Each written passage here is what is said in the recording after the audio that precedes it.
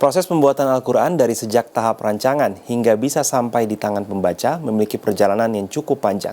Di Bandung, Jawa Barat terdapat tempat pembuatan Al-Quran yang dijadikan tempat wisata. Pengunjung dapat mengetahui berbagai proses di balik pembuatan Al-Quran.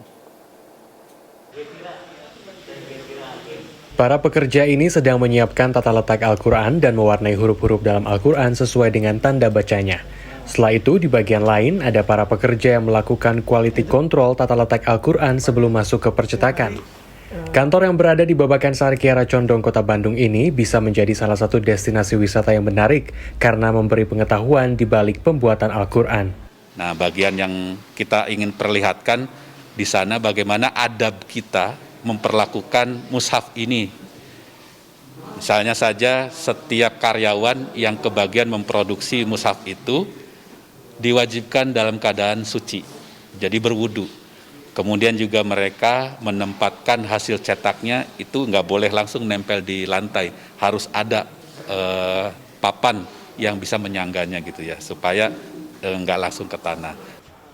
Setelah dari area kantor, wisata Al-Quran lanjut ke bagian produksi. Berada di lahan seluas 4.000 meter persegi, pertama kita melewati tumpukan kertas ukuran A0 yang akan digunakan sebagai bahan kertas Al-Quran. Lalu kita akan masuk ke dalam pabrik. Di sana terdapat mesin cetak 4 warna dengan kapasitas 10.000 lembar per jam. Lalu sekitar per 50 lembarnya akan diperiksa menggunakan kacamata pembesar untuk mencari kesalahan-kesalahan hingga ke bagian terkecil. Setelah itu, pada pemeriksaan kedua, Al-Quran diperiksa kembali setiap lembarnya, kali ini dengan keahlian khusus. Tergantung jumlah cetakannya. Kalau nyetaknya 15.000 ya sehari bisa 15.000 itu. Kang, kenapa meriksanya bisa cepat banget kayak gitu sih, Kang? Ya mungkin karena sudah terbiasa itu. Kalau awal kan masih belajar itu. Karena sudah terbiasa jadi alhamdulillah itu terbiasa itu. Proses selanjutnya adalah mesin lipat dengan kapasitas 4.000 lembar dalam 1 jam.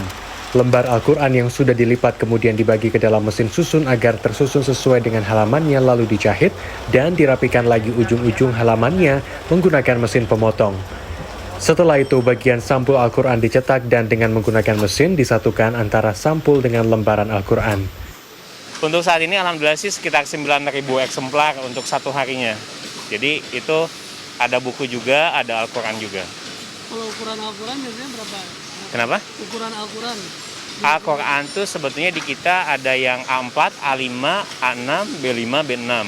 Ada sekitar 5 jenis yang kita produksi untuk di PT SEG. Wisata Quran ini sudah dirintis sejak 2013 dan hanya dibuka selama 2 hari dalam seminggu. Jumlah pengunjung maksimal bisa mencapai 150 orang per harinya. Namun di masa pandemi ini pengunjung dibatasi hingga maksimal 20 orang. Setidaknya ada 17 tahap yang harus dilalui satu buah Al-Quran dari awal hingga akhir. Dan di tempat wisata Al-Quran ini, saya baru menyadari bahwa perjalanan Al-Quran bisa sampai di tangan kita begitu panjang. Wilham Nasution, Helmi Suryanegara, Bandung, Jawa Barat. Yang ini udah selesai ya, Kang?